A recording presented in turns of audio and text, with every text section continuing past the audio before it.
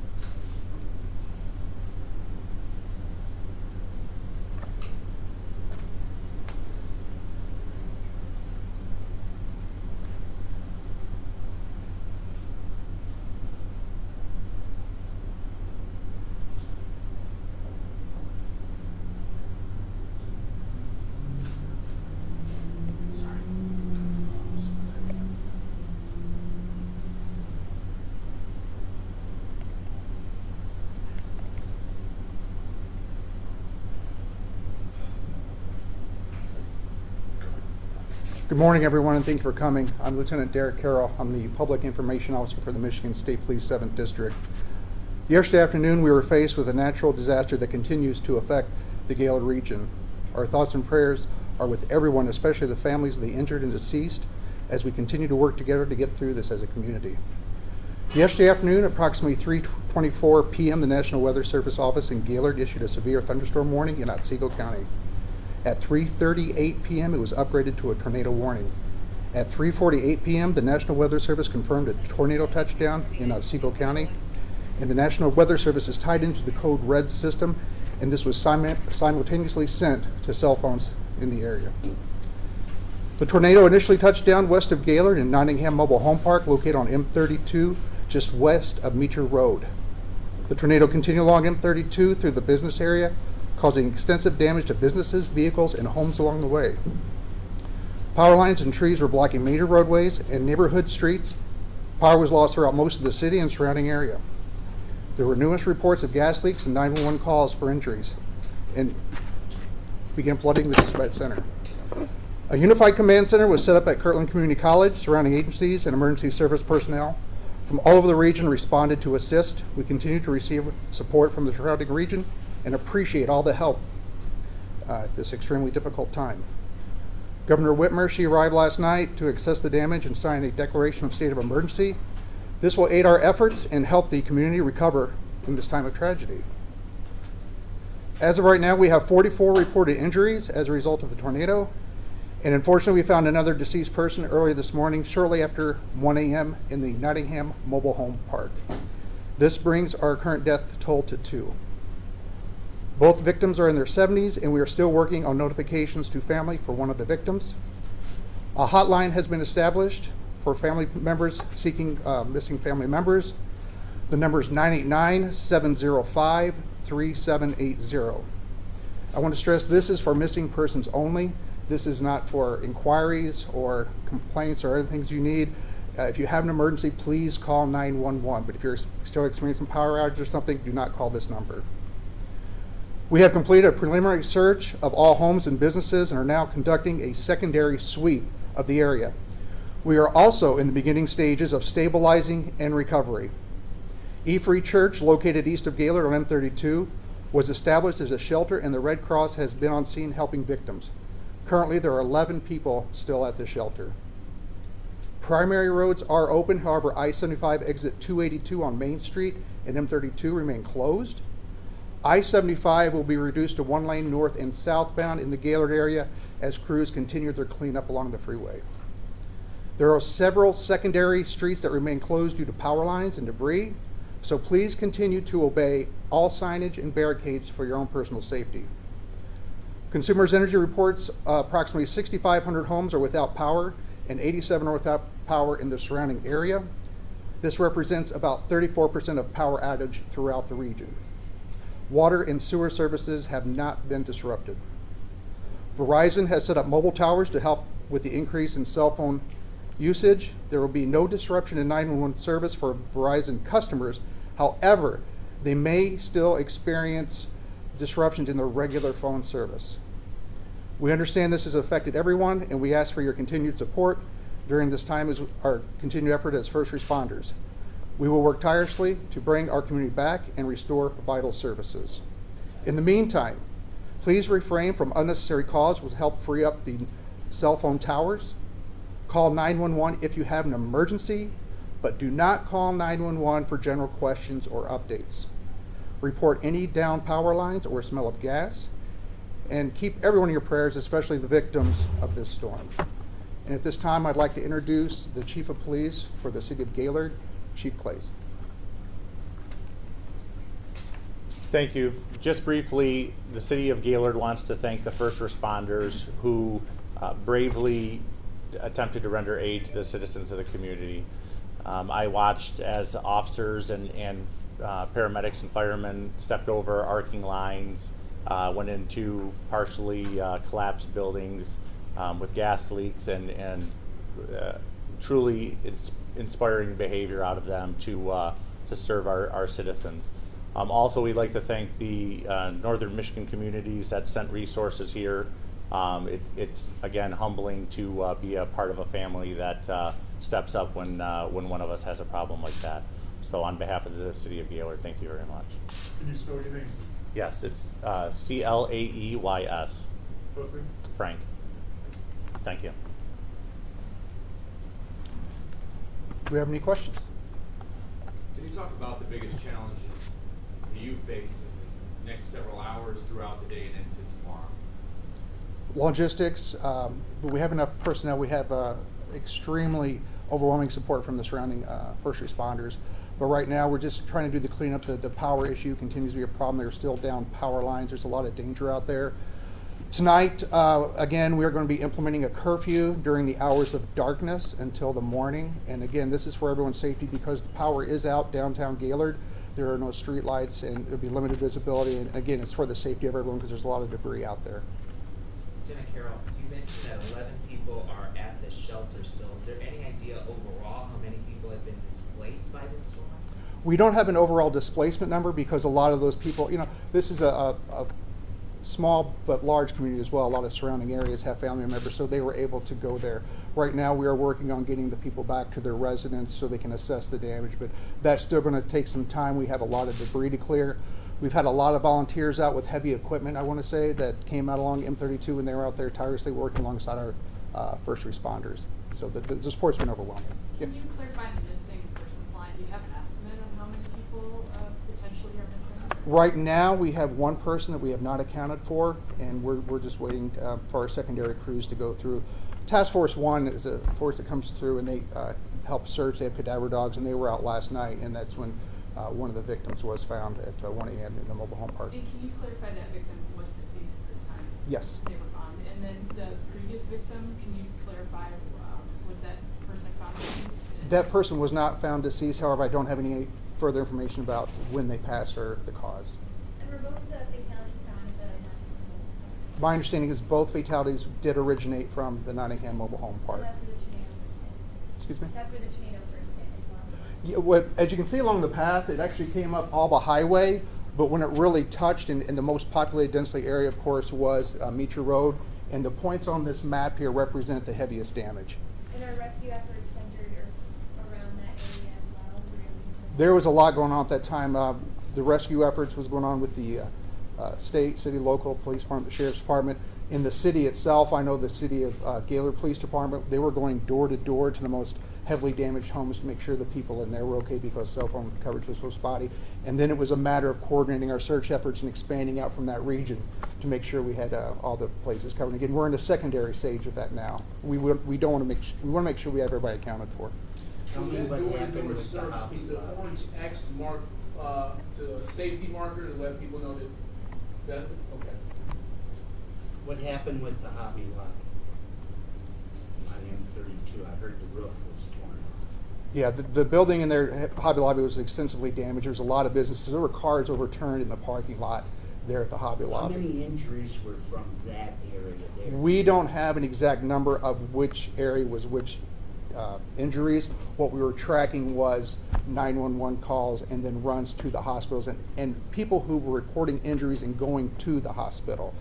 So there could be more injuries that they didn't, it's self-reporting. Maybe it wasn't bad enough they felt they need medical attention. At last check, it sounded like the hospital was at full capacity. That's what we were told last night. Where do things stand at the hospital right now?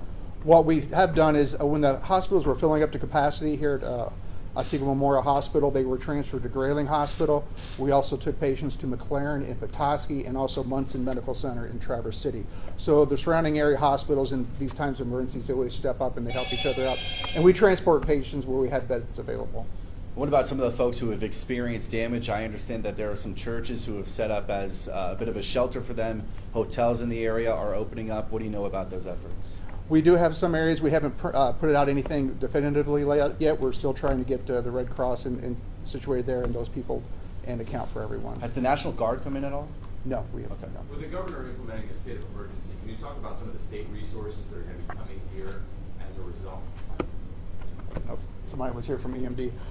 That just opens up a lot of things, a lot of emergency aid, gasoline and things like that we're going to need to respond, and other things for the community, and also aid afterwards. And what more are you learning from the National Weather Service today? We know that they're going to be out surveying damage, trying to assess the full scope of the tornado. Well, I have Science and Operations Officer John Boris from the National Weather Service, and he can answer any questions about the tornado. Good morning, all. Yes, we do have a survey team out of 3 individuals that'll be looking at the damage path today. We attempted to do some storm surveying yesterday, but because there was so many roads blocked with debris, we really couldn't get to a whole lot of places. So we do have some preliminary information. As was mentioned, the tornado touched down around the Alba Highway area, west, just along the Otsego and Antrim County line. It entered Gaylord around the Nottingham Estates mobile home park, went across M32, and then went north of town. The initial tornado warning went out at about 3:38 p.m. and the tornado arrived in Gaylord about 3:48 p.m. So it's about 10 minutes of lead time for that. Is this an unusual weather event for Gaylord? Yes, we don't get a whole lot of tornadoes. In the state of Michigan in general, we typically average about 15 or so in the entire state, and more of those are downstate than they are up to the north. So it is pretty unusual for up here. 15, how, in time, what time? Within a year, within a given year, yes. And how long was it that the tornado It took probably about 3 minutes for the tornado to go through town. It was moving fairly quickly. The storm was moving about 55 miles an hour.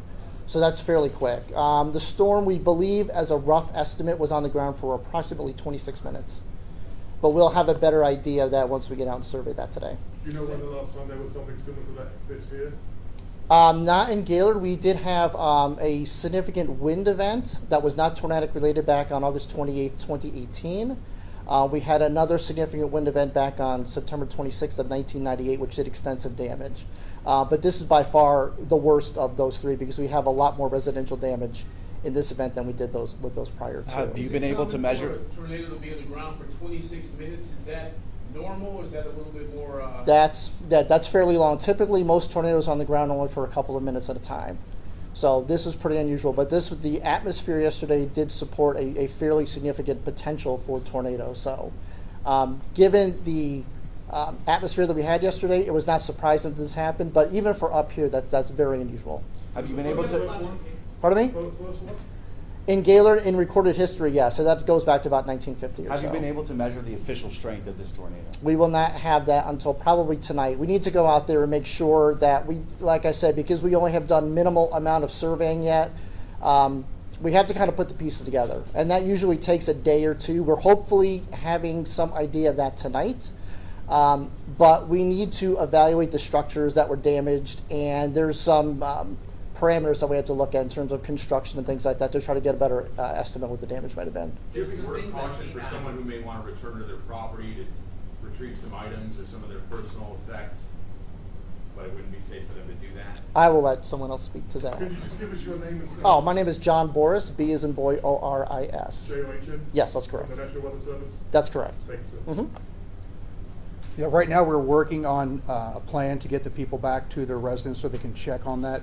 Of course, that's dependent on opening the roadway and making sure it's safe for them. And also, we'll be sending first responders with them to make sure they are okay. So we're still working on that plan. We're not going to announce anything at this time, but hopefully by this early afternoon we'll start that I've process. seen some chatter on Facebook that there's not tornado sirens in Gaylord? Because this is just something you don't typically see here. Is that true? Could you speak to that? Could someone speak to that? There are no tornado sirens in Gaylord. That's a good question. What we have is Code Red, and Code Red is tied into the National Weather Service. So when they issue a warning, it goes out to all cellular devices in the air, so everybody's getting an alert. When the tornado touched down, another alert went out. There's a tornado on the ground. So that is about the most effective way we can do it now with the area of Gaylord. So no, there's no, but Code Red does work. Can you clarify, sorry, how many alerts went out on that code red? Whoever had a cell phone in this area at that time, I'm sorry, how many times? So just one alert or, for each time they put something out, it goes out. When the tornado touches down the path, that goes out. When the warning's in coming this out. instance, how many alerts went to phones? I'm not sure the exact number of phone alerts. I do know, speaking with people in the residents and people, even our first responders in the area, they were in the area, they were getting the code reds on their phones as well. Any idea when you're gonna get the power back on for the downtown and Main Street? No, that could be a while. Right now they have approximately 100 crews down here, and they're working out there tirelessly too. So. Those You 44 mentioned working on a plan over the course of the day. Is there a timeline moving forward for when things are getting done as we move through this? We don't have an exact timeline. It's still too early. Like right now, we're just finishing the secondary search phase to finish that up to make sure we have everyone accounted for. After that, then it's the recovery and stabilization. So that's where we're in the infant phases of that, if you will. Now, the incident command will be open all weekend, 24 hours a day. We have this staffed by various first responders, and all the first responders out there on the ground there have the boots to the ground. They're doing all the hard work.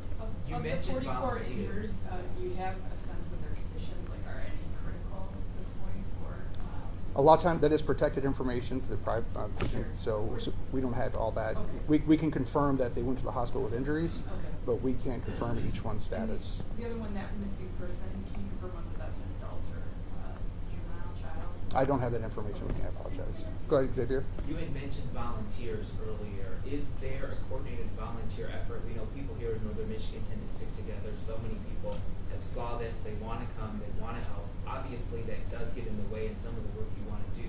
For people that are seeing this on social media, they're seeing this on the news, and they want to help. Is there someone they can contact? Somewhere they can go? What are you guys kind of saying right now when it comes to just civilians coming to volunteer? We have been directing a lot of people to the Red Cross for items that are necessary for help with the people who are displaced. As far as other resources, we've had several people come to us, and they're volunteering, and they're coming directly to the EOC. And these are like professional organizations. We don't want to put the public in danger. I know there's a lot of goodwill out there. A lot of people want to help out, but we also have to look out for everyone's safety. And we want to keep track of everyone that's out there. And for our benefit and for the safety of the public, we want to control that so we know who's where, so we don't have any more missing person or other injury from people operating, chainsaws or trying to move debris on their own. So are you telling people to stay home at this time? At this point, stay home and can shelter in place tonight once it gets dark, because again, the area is not safe. We're in the process of stabilizing it, so there's still a lot of hazards out there. Was there any significant damage to nursing homes or assisted living facilities? I don't have any reports of displaced nursing home or assisted livings at this Right. time. Not that I'm aware of. Okay. You mentioned about 100 crews on the ground. We have a number of how many officers, how many teams have been working on this over the past day. Oh my gosh, no, I do not. It's been from, I'm reluctant to name agencies because I'll miss somebody, but I will say it's counties away. We've had sheriff's departments, local agencies, state police officers from all over the northern Michigan, Gaylord PD, and the fire departments from all over, ambulance services. I mean, there's just too many to mention. But is that 100 crews on the ground that I think was just mentioned, is that like an accurate number for what we're working with right now? That was consumers. Consumers crew. Consumers. That was coming from that company, yeah. Can you describe the scene, or can someone describe the scene in the mobile home park? We can't get back there, we're not going to go back there for a while. Can someone who's been back there describe for the viewers what's back there? I was not able to get even back there when I came in. I was one of the first ones coming through that area. And Chief Martin probably has. He was Okay. Chief Martin, can you just describe the scene back there, please? Chief Martin? Fire Chief Chris Martin, Otsego County Fire Department. There is, out of the mobile home park, there is probably 95% destruction in there. There have been trailers picked up and turned over on top of each other, and just a very large debris field from the trailers. Crews are in there right now doing a secondary search with heavy equipment, and that'll continue throughout the day. When we were on scene yesterday in that area, they were talking about possible gas leaks. Can we confirm if there were gas leaks going on in that area? Yeah. There was multiple gas leaks within the park and the other buildings that were affected by the storm. DTE did a very nice job coming in and isolating and turning gas off, if not gas mains off, to certain areas for us, and we worked in conjunction with them throughout the night. Are you able to say that's where the majority of the injuries came from, for people in that area? I cannot confirm that. You said at least one death came from the mobile home park, or two, both came, okay. This might be a question for Commissioner Carroll, but you mentioned both the victims in their 70s. Do you have that gender? No, I do not. Is that missing person tied to the mobile park? Not that I'm aware of. Got a question for the chief of police. I mean, just watching this happen in your community, now being able to see the damage while the wound is still fresh, waking up the next day, what kind of emotions are running through your mind? And also, how is the community responding? Because I've heard so many people talking about the resiliency of this community already coming together in such a short amount of time. Yeah, the community is amazing. From the second the rain stopped falling, the community was out looking to help out and pitch in. It's devastating. You basically took about a 3-block stretch of the city from west to east and just devastated it. I know one gentleman, his father built the home that he's living in, and his house is, I'm sure, destroyed. So, you've seen people that it's more than just a house. It's more than just, where they're going to live for a couple of years. They've lost their homes yesterday. So, it's rough. We are a small community. I was watching our officers and our first responders, and I was actively involved in it. We were searching for places that we knew the occupants. We were calling them out by name, trying to see if they were still in their damaged homes. And when you see that, it's not. It's a lot more personal when our officers know the people that live in those homes and are trying to check on them. And in addition to all the people who have been injured and the couple of lives that have been lost, any word on, I know a couple of people I've spoken with say that their animals are missing, cats and dogs. Do you have any information on animals that have been displaced? I know that there have been some animals that haven't fared very well. I don't have any more detail other than that. You can look through and see whole paths of homes are devastated, so I'm sure there's going to be some animals in those. So, Are any officers part of that 44 injuries going on, or are there any staff? not that I'm aware of, no. Not of mine for sure.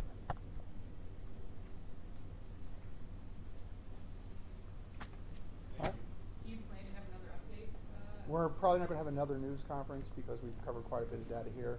I'll be putting a lot of information out on Twitter. There's not going to be a formal news release, but we covered a lot of things here. But afterwards, I would need to release these people. They're very busy. But I'm going to stick around, and I'm going to have the National Weather Service stick around. He's got a loop on his computer where he can actually show you the storming process. If you guys would like to get that for some footage too. So thank you very much. I'll let these ladies and gentlemen get back to work. I know they're very busy, and I appreciate your time. Thank you. Thank you.